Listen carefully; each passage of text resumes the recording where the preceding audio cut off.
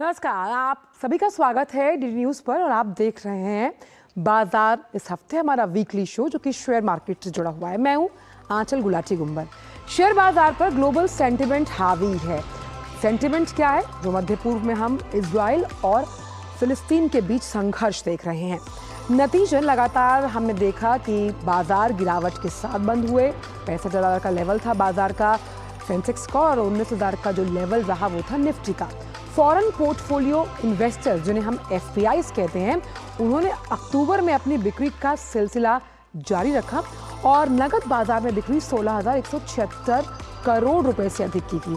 और इसलिए एफपीआईज ने खास तौर पर फाइनेंस, पावर, एफएमसीजी की अगर बात की जाए, साथ ही साथ आईटी जैसे सेक्टर्स में वो बिकवाली करते हुए नजर आए।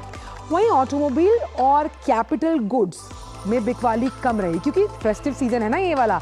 तो कोई भी सवाल जो कि आपका शेयर मार्केट से जुड़ा है, कैसे रहने वाली है स्टॉक्स की चाल, कहाँ निवेश करना बेहतर विकल्प, कौन सा सेक्टर आपको देगा बेहतर रिटर्न्स, इन तमाम सवालों के जवाब लिए हम हाजिर हैं। हमारे साथ विशेष मार्केट एक्सपर्ट भी जुड़ेंगे, लेकिन उससे पहले आपको बता दें कि अगर आप सवाल पूछना चाहते हैं तो इन नंबर पर कॉल कर सकते हैं 011-23387031 और दूसरा नंबर है 2309-7670। और डॉक्टर रवि सिंह हमारे साथ जुड़ गए हैं। डॉक्टर रवि, आपका बहुत बहुत स्वागत है हमारे इस खास शो पर और हम अपने दर्शकों को इस मंच से अष्टमी की शुभकामनाएं देते हैं। डॉक्टर रवि, हमने पहला सवाल यही है कि मार्केट पर जिस तरह से जो ग्लोबल सेंटिमेंट है वो हावी होता हुआ नजर आ रहा है और अगला जो वीक है वो ट्रंकेटेड वीक है क्योंकि दशहरे को लेकर मार्केट बंद रहेगा।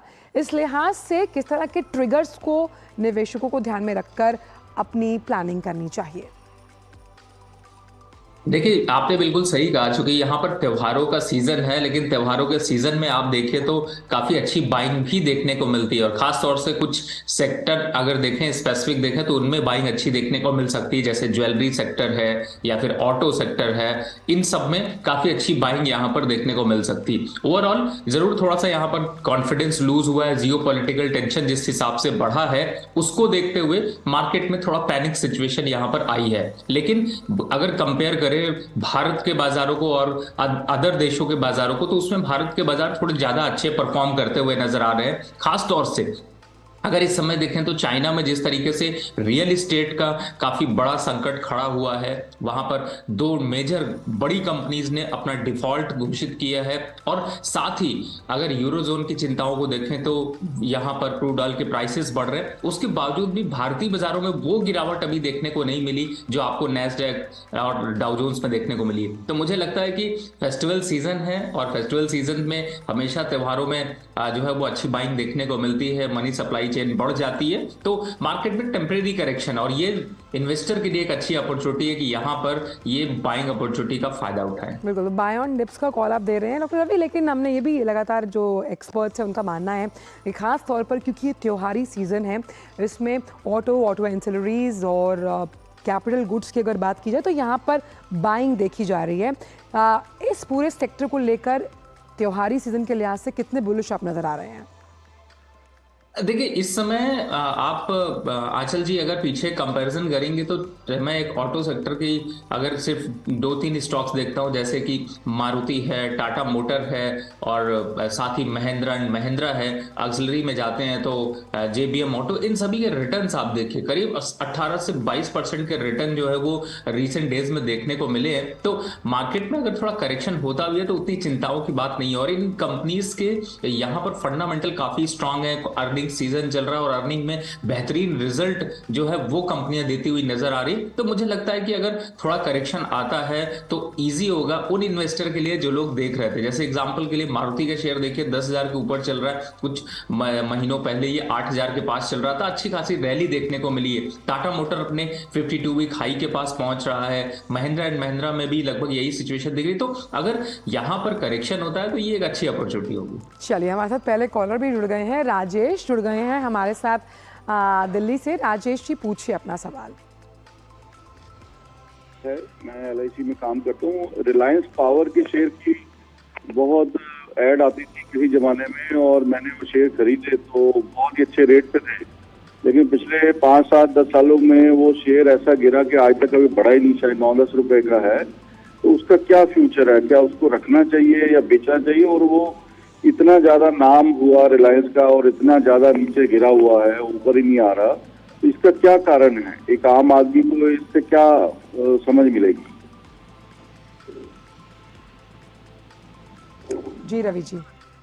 देखिए, सबसे बड़ी बात है रिलायंस पावर, देखिए इस समय 18 रुपए का चल रहा है और आज भी वही सिचुएशन है सर, क्योंकि यहाँ पर फंडामेंटल स्ट्रांग होना जरूरी है। उसके कंपैरिजन में आप देखिए टाटा पावर एक स्ट्रांग शेयर है, अदानी पावर एक स्ट्रांग शेयर है और सीजी पावर एक स्ट्रांग शेयर है, ओरिएंटल पावर स्ट्रांग शेयर है। तो आप इस स्टॉक से एक बार आपको राय होगी कि निकलिए, क्योंकि देखिए ये स्टॉक उस समय जिस एक्सपेक्टेशन में बढ़ा था, कंपनी उस हिसाब से परफॉर्म करती हुई नजर नहीं आई। और अब थोड़ी बहुत रैली आती है तो हमेशा इस चीज की न्यूज रहती है कि ये स्टॉक अब वापस मल्टी बैगर साबित हो जाएगा, बट ऐसा है नहीं, क्योंकि फंडामेंटल अभी तक आप देखिए कुछ खास डेवलपमेंट नहीं है। तो मुझे ऐसा लगता है कि इस स्टॉक से एक बार आदमी को निकलना चाहिए। वैसे भी 5 साल सर कोई टाइम में अगर आप किसी स्टॉक को दे रहे हैं और अगर वो नहीं चल रहा है तो वैसे भी उस स्टॉक से निकलना सबसे ज्यादा जरूरी। तो सही समय पे आप राय लीजिए और कोशिश करिए कि आप अपने फाइनेंशियल्स को डिस्कस करिए, अपने डिटेल पूरी दीजिए, एक बार को जाकर फाइनेंशियल एडवाइजर से मिलिए। लेकिन मुझे ऐसा लगता है कि फिलहाल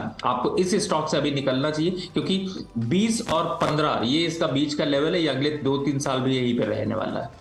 बिल्कुल। और डॉक्टर रवि आपने बड़े अच्छे शब्द का इस्तेमाल किया, मल्टी बैगर। हमें आदत है ना कि एक साथ बहुत सारे फ़ायदे मिल जाएं, तो ख़ास तौर पर अभी हमने क्रिसल की रिपोर्ट पर कार्यक्रम किया था जिसमें इंफ्रास्ट्रक्चर के लिए किस तरह से स्पेंडिंग को बढ़ोतरी उसमें की जाएगी, जिसमें नवीकरणीय ऊर्जा की हम बात कर रहे हैं। और उसमें एक बड़ी अच्छी सेगमेंट है, इलेक्ट्रिकल व्हीकल्स का बहुत बड़ा योगदान होगा। तो क्या आने वाले समय में इलेक्ट्रिकल व्हीकल्स को आप एक उभरता हुआ सेक्टर देखते हैं? साथ ही उसके अगर हम बात करें जो उसकी सिस्टर कंसर्न्स हैं जैसे चार्जिंग स्टेशंस, बैटरीज, इसको लेकर किस तरह की राय आप देने चाहेंगे निवेशकों को लेकर से जुड़ी हुई? देखिए, अब सबसे बड़ी बात है, मैं कहता हूं ट्रेंड इज योर फ्रेंड, और आपका ट्रेंड वही है जो टेक्नोलॉजी यहाँ पर सबसे ज्यादा आगे बहुचर्चित है। भारत सरकार का पूरा फोकस, इनफैक्ट नितिन गडकरी जी ने एक रेवोल्यूशनरी कदम उठाया है, खासतौर से यहाँ पर नेटवर्क में, रोड नेटवर्क में, और खासतौर से जो पॉलिसीज यहाँ पर चेंज करी हैं, खासतौर से पब्लिक फ्रेंडली पॉलिसीज, जिससे कि ज्यादा से ज्यादा लोगों को फायदा मिल सके। नए जनरेशन की बात करें तो ईवी की जो आपने बात करी बिल्कुल सही है। तो इन सेगमेंट्स में आप देखिए कि अभी आगे का पूरा जो है वो ट्रेंड बचा हुआ है, और मुझे ऐसा लगता है कि इनमें अगर आप निवेश करेंगे तो आगे 3 से 5 साल वो आपको बहुत प्रॉफिटेबल होंगे। इनफैक्ट आपने बहुत अच्छी बात कही, देखिए बहुत से जो जैसे कि इस समय क्रूड ऑयल के प्राइसेस अप हैं, और अब इसका इम्पैक्ट जो है वो ऑयल मार्केटिंग कंपनीज पे चल रहा है, लेकिन बहुत सी ऑयल मार्केटिंग कंपनीज जो है वो अब यहाँ पर नेचुरल गैस, ईवी की तरफ मूव करने, तो उनके स्टॉक्स में भी अच्छा खासा ट्रैक्शन देखने को मिल रहा है। तो मुझे लगता है बिल्कुल आप सही कह रहे हैं, इन पे फोकस जरूर रखना चाहिए। चलिए, अब हमारा अगला फोकस हमारे कॉलर पर है और आपके लिए सवाल होगा। भास्कर जुड़ गए हैं जयपुर राजस्थान से। भास्कर जी पूछिए सवाल। नमस्कार सर। जी भास्कर जी मेरे पास पूछिए। वेदांता लिमिटेड के शेयर्स है, 230 रुपीज की मेरी बाइंग है, 720 शेयर्स।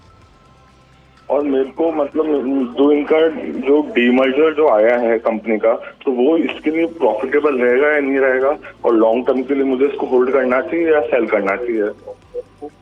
230 पर 727 शेयर्स खरीदे मर्जर के बाद, मन में सवाल है कि क्या रुके या फिर निकल जाएं? देखिए सर, सबसे पहली बात है कि मैं आपको कहूंगा कि ये एक ऐसा स्टॉक है जो कि आपको नुकसान दिखाई दे रहा है पर आपको नुकसान होता नहीं है। मैं ऐसा इसलिए कह रहा हूं क्योंकि देखिए 222 रुपए इस समय चल रहा है, 230 रुपए पे भी आपने खरीदा, या मैं कहता हूं कि आपने ये स्टॉक अभी 200 रुपए भी आ जाए तो भी आपको प्रॉफिटेबल ही रहेगा।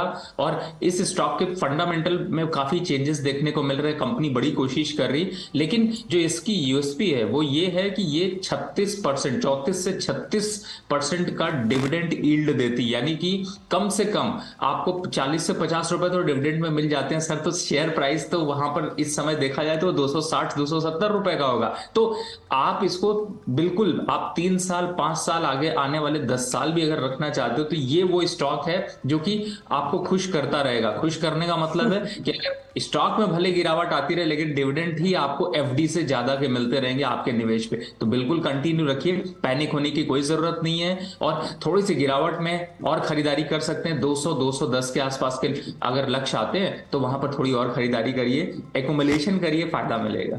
चलिए, हमारे साथ अब हिंदुस्तान के दिल मध्य प्रदेश से भी कॉलर जुड़ गए हैं। राजेश जी जुड़े हुए हैं। राजेश जी पूछिए सवाल।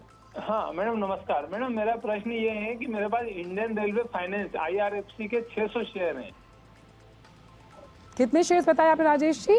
600 जी। और कितने और ये मैंने 80 के भाव से मुझे मिले हैं, 80 रुपीज जी। तो अभी मुझे लॉस आ रहा है, तो क्या मैं इनको होल्डर रखूं या बेच के बाहर हो जाऊं? रवि जी देखिए राजेश जी, सबसे बड़ी बात है IRFC इस समय 77 रुपए चल रहा है। और ये रेलवे का एक ऐसा काउंटर है जो कि देखिए 3 महीने में 131% तक की रैली देखने को मिली, 2 साल में 261% की रैली देखने को मिली। और ऐसा नहीं है कि ये तेजी आने के बाद थोड़ा सा प्रॉफिट बुकिंग देखने को मिल रही है, लेकिन मुझे ऐसा लगता है कि जो फंडामेंटल स्ट्रक्चर चेंजेस इसमें देखने को मिल रहे हैं वो काफी बेनिफिट आपको देंगे। तो बिल्कुल बने रहिए, जल्दबाजी मत करिए। और मुझे ऐसा लगता है कि अभी जो 77 रुपए देख रहे हैं ये 95 रुपए तक जाता हुआ नजर आएगा। थोड़ा परेशान करेगा, इसमें कोई डाउट नहीं है। आपको 70 रुपए का एक स्टॉप लॉस यहां पर रखिए, पोजीशन को होल्ड करके रखिए। और ये स्टॉक भी ऐसा है जैसे कि आप 3 साल 5 साल के लिए भी लेके चलते हैं तो आपको प्रॉफिट ही मिलेगा। रवि, क्योंकि ये सवाल हमेशा कई बार जो निवेशक हैं कॉलर्स करते हैं, मान लीजिए किसी पर्टिकुलर अमाउंट पे हमने कोई स्टॉक खरीदा और जैसे ही थोड़ा सा उसमें चढ़ाव आता है तो हमको लगता है कि यार ये जो इजी मनी है, यानी जल्दी से पैसा कमाने का वो है, वो करके हम निकल जाएं। क्या ये सही सोच है एक निवेशक के लिहाज से, या फिर जिस तरह से आप कह रहे हैं कि एक लॉन्ग टर्म अवधि हमेशा एक अच्छे निवेशक का सबसे पहला साइन है?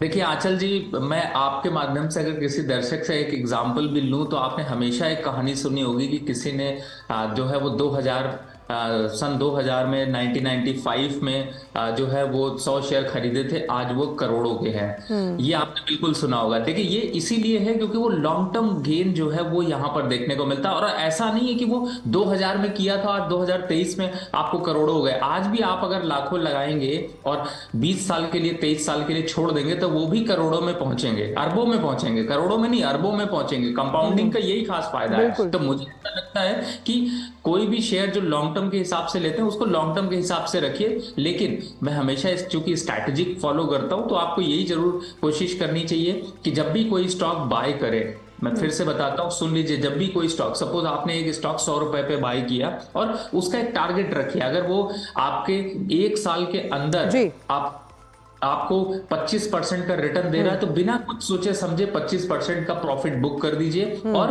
आधी क्वांटिटी काटिए। पूरी काटने की जरूरत नहीं है, 50% क्वांटिटी काट दीजिए और जब उसमें 5-10% का करेक्शन और आ जाए तो दोबारा एंट्री कर लीजिए। इस तरह से होगा क्या कि आपका एवरेज प्राइस नीचे आ जाएगा और आने वाले साल दर साल में आपको मार्केट में अच्छे रिटर्न्स बनेंगे और स्टॉक की क्वांटिटी भी डबल होती जाएगी। तो ये फायदा मिलता है कंपाउंडिंग का। तो इस तरीके और रिटर्न्स तो अच्छे, अगर वैल्यूएशंस में हो तो वो किसको अच्छे नहीं लगते। लेकिन फिलहाल वक्त एक छोटी सी ब्रेक का है। ब्रेक के उस पार आकर जानेंगे कि हम तमाम सेक्टर्स की तो बात करते हैं, फंड्स की बात करते हैं, लेकिन फंड मैनेजर का चुनाव किस तरह से किया जाए इस पर भी होगी बात। वक्त एक ब्रेक का है। साल, बरस और सदी नहीं, एक युग गुजर जाएगा। उम्र न पूछो वंडर की, जब फर्क नजर आएगा। वंडर सीमेंट, फर्क नजर आएगा। हो बिजनेस बढ़ाना, गुड़िया को पढ़ाना या मिसेस के साथ वेकेशन, लो मुथूट फाइनेंस गोल्ड लोन। भरोसा इंडिया का, भरोसा इंडिया का। मुथूट फाइनेंस, भारत का नंबर 1 सबसे भरोसेमंद financial services brand. Gold loan के लिए अभी कॉल करें 1-800-313-1212। ब्रेक के बाद सभी का स्वागत है और हमारे इस खास शो में हमारे खास मेहमान डॉक्टर रवि जुड़े हुए हैं, लगातार हमारे कॉलर्स के जवाब दे रहे हैं। हमारे साथ हरियाणा से भी एक कॉलर जुड़े हुए हैं, आप पूछिए सवाल। हमारे साथ सुनील जी जुड़े हुए हैं। हाँ नमस्कार सर। नमस्कार मैडम। जी पूछिए सवाल। मैम मेरा एक सवाल है कि मैंने अदानी ग्रीन एनर्जी के 100 शेयर ले रखे हैं 1153 पे, तो अभी इसका 920 रुपये रेट चल रहा है, तो अभी आगे क्या करूँ इसमें? डॉक्टर रवि। देखिए, आपने अदानी ग्रीन एनर्जी के शेयर इस समय ले रखे हैं। देखिए, अदानी की कंपनीज में थोड़ी वोलेटिलिटी आपको ज्यादा देखने को मिलती है, लेकिन मुझे ऐसा लगता है कि हिंडनबर्ग की रिपोर्ट के बाद से जो है वो इम्पैक्ट ज्यादा अब जो है वो नेग्लिफाई होता जा रहा है, क्योंकि देखिए कंपनी इस समय 134 के पी पे है। फंडामेंटली अगर देखते हैं तो अच्छा खासा प्रॉफिटेबिलिटी है और 1800 करोड़ से ज्यादा का एबिटा है। तो मुझे ऐसा लगता है कि आपको इस कंपनी में बने रहना चाहिए। जहां तक लॉन्ग टर्म टारगेट की बात करें तो 1250 रुपए तक के लक्ष्य इमीडिएट बेसिस पे और लॉन्ग टर्म पे 1600 से 1800 तक के लेवल देखने को मिल सकते हैं। लेकिन यहां पर थोड़ी वोलेटिलिटी होगी, और वोलेटिलिटी का मतलब है कि 850 तक के लक्ष्य भी नीचे साइड में रहेंगे, तो आप 850 का स्टॉप लॉस लगाकर पोजीशन को होल्ड करिए। पैनिक होने की जरूरत नहीं है, स्टॉक अच्छा है, लॉन्ग टर्म पे आपको ये अच्छा बेनिफिट देगा। और अभी फिलहाल जो अभी वोलेटिलिटी है उसकी वजह से थोड़ा सा आपको यहाँ पर पैनिक दिख रहा है। चलिए, हमारे अगले कॉलर भी जुड़ गए हैं, मुरादाबाद से जुड़े हुए हैं। पूछिए अपना सवाल सर। मेरे पास सुजलॉन है 13 रुपए पे, क्या करना है इसमें? डीएम काला जी हैं, सुजलॉन 13 रुपए पर खरीदा है। कितने देखिए, सुजलॉन इस समय बहुत दिनों के बाद या फिर ये कहें बहुत सालों के बाद जो है इसने जो है वो टर्न अराउंड किया है, और अभी 32 से 35 रुपए तक के लक्ष्य इसके आने वाले समय में देखने को मिल सकते हैं। तो मुझे लगता है कि आपने अगर नीचे के लेवल्स 13 रुपए पे खरीदा है तो सर ज्यादा लालच नहीं करना चाहिए, पैसा आपका डबल हो चुका है। पार्शियल प्रॉफिट जो मैंने अभी 5 मिनट पहले स्ट्रैटेजी बताई, उसमें आप पार्शियल मतलब एटलीस्ट आप 30 से 40% तो प्रॉफिट बुक कर लीजिए, दोबारा खरीदिएगा नहीं। ये स्टॉक खरीदने के लिए नहीं है, लॉन्ग टर्म पे अभी फंडामेंटल डेवलप होने के लिए काफी टाइम लगेगा, और जो बचा हुआ क्वांटिटी है उसको 35 रुपए या 36 रुपए के आसपास आता है, तो एक बार दोबारा राय लीजिए। चलिए डॉक्टर रवि, कई बार आपके साथ सेक्टर्स को लेकर चर्चा हुई, शेयर्स को लेकर हुई, लेकिन फंड मैनेजर का चुनाव किस तरह से किया जाए?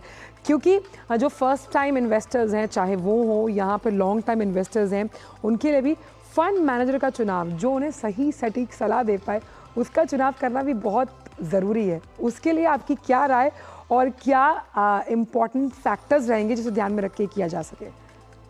बहुत इंपॉर्टेंट सवाल है। मैं ये कहूंगा कि ये जैसे आप जब बीमार हो जाते हैं तो किसी डॉक्टर के पास जाते हैं, तो आप इस बात का ध्यान रखते हैं कि वो झोला छाप डॉक्टर ना हो। ये ध्यान रखिए, जो बहुत इंपॉर्टेंट है। आप हमेशा सेबी रजिस्टर्ड, पहली बात है कि फंड मैनेजर का चुनाव करें, पहला। दूसरा, किसी भी फंड मैनेजर का जिसका एक्सपीरियंस कम से कम 16 साल से 18 साल के बीच हो। मैं फिर से बोल रहा हूं, 15 साल से नीचे वाले फंड मैनेजर की तरफ बिल्कुल रुख मत करिए। उसका एक बहुत बड़ा रीजन है, क्योंकि 15 साल के अंदर मार्केट के सारे सर्कल्स देख चुका होता है, यानी सारी चेन देख चुके होते हैं। तो आपको जो सही एक्सपीरियंस मिलेगा वो तभी मिलेगा। और इस बात का जरूर ध्यान रखिए कि उसने कितना फंड मैनेज किया और उसके क्या रिटर्न्स रहे हैं। जैसे कि मैं आपको एग्जांपल के लिए बताऊं, आजकल म्यूचुअल फंड की भीड़ है, दौड़ है, और ऐसे बहुत से म्यूचुअल फंड पे आप निवेश करते हैं, लेकिन ऐसा होता है कि आपने म्यूचुअल फंड पे निवेश किया, फंड मैनेजर देखा, वो फंड मैनेजर जब म्यूचुअल फंड आपका प्रॉफिट नहीं देता तो वो फंड मैनेजर जॉब छोड़ के दूसरी जगह जॉब करने लगेगा, तो आप म्यूचुअल फंड बेकार हो जाएगा। तो इसलिए फंड मैनेजर, मैंने तभी बोला कि जिसका ट्रैक रिकॉर्ड और 15 साल का एक्सपीरियंस फंड मैनेजर हो, चाहे वो म्यूचुअल फंड ही क्यों ना हो, म्यूचुअल फंड की डिटेल को देखिए और तभी उसमें निवेश करिए, क्योंकि उससे कम पीरियड में अगर आप निवेश करेंगे तो आपका रिस्क खड़ा रहता है। एक चीज़ और, क्योंकि हम यहाँ पर इन्वेस्टमेंट की बात कर रहे हैं, हम आज सुबह ही में खबर पढ़ रही थी कि गोल्ड ETF, अगर हम कमोडिटी का जिक्र करें थोड़ा सा डेरिवेटिव से हटकर, इक्विटी से हटकर, तो उसमें 19% का रिटर्न आया है अगर साल लास्ट ईयर को कंपेयर किया जाए। तो क्या गोल्ड ETF पे किस तरह का कॉल रहेगा आपका? क्योंकि हमारा जो भारतीयों का प्यार है वो फिजिकल गोल्ड से है, अब धनतेरस आने वाली है, तो उस लिहाज से गोल्ड ETFs या फिर गोल्ड बॉन्ड्स जिनके रिटर्न फिजिकल गोल्ड से बेहतर रिटर्न दे रहे हैं, उस लिहाज से निवेशक का कॉल क्या रहना चाहिए? देखिए आंचल जी, आपने बिल्कुल सही कहा, और खास तौर से महिलाओं ने पीछे जो है वो ये पेश किया है कि आप स्टॉक मार्केट में जितनी भी कमाई कर लो, लेकिन जब मैं ज्वेलरी पर निवेश करती हूँ या ज्वेलरी जो मेरे पास है उसका रिटर्न सबसे बढ़िया है। और इस समय आप देखिए तो जियोपॉलिटिकल टेंशन थोड़ा और बढ़ा अगर, तो यहाँ पर के प्राइसेस जो है वो 65,000 की तरफ पहुंच जाएंगे तो ये रिटर्न डबल होते हुए नजर आएंगे। तो बिल्कुल गोल्ड ईटीएफ में एक्सपोजर जरूर रखिए। और पहला कि हमेशा डाइवर्सिफाई पोर्टफोलियो यहाँ पर यूज करना चाहिए, तो उस लिहाज से भी आपको गोल्ड ईटीएफ में और गोल्ड बॉन्ड में जरूर निवेश की रणनीति बनानी चाहिए, क्योंकि इन्फ्लेशन के अगेंस्ट में अगर कोई हेज माना जाता है तो वो सिर्फ सोना ही। और साथ ही जो कुछ इस तरह के सेक्टर्स है, जिससे हम अगर बात करें, हम कैशलेस इकोनॉमी की बात कर रहे हैं, डिजिटल अर्थव्यवस्था की तरफ बढ़ रहे हैं, हर जगह इस बात की चर्चा हो रही है, जिसमें ऑनलाइन ट्रांजैक्शन की कंपनीज हैं, उसको लेकर कितने बुलिश हैं आप?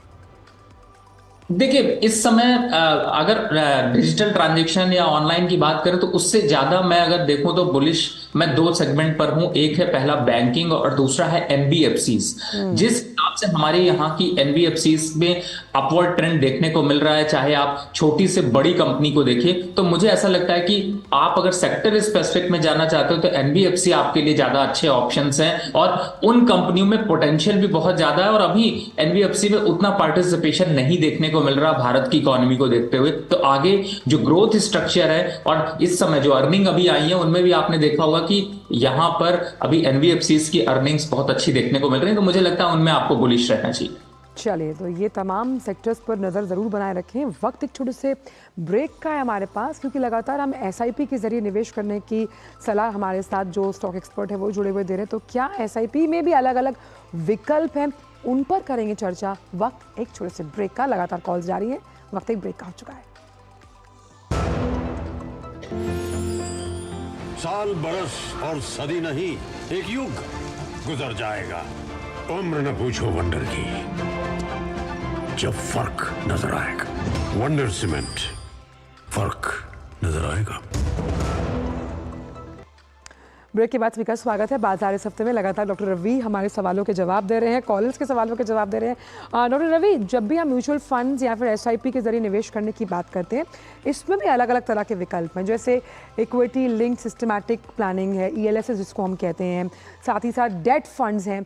किस तरह से यहाँ पर निवेशक चुनाव करें? अगर फंड मैनेजर के जरिए वो नहीं जा रहे या फिर खुद से मार्केट को स्टडी कर रहे हैं, उस लिहाज से बेहतरीन विकल्प क्या हो सकते हैं? देखिए, भारत सरकार भी हमारे यहाँ पे इक्विटी लिंक फंड को जो है वो प्रोत्साहित करती है और एनपीएस में भी आपको ऐसे ऑप्शंस मिलते हैं नेशनल पेंशन स्कीम में।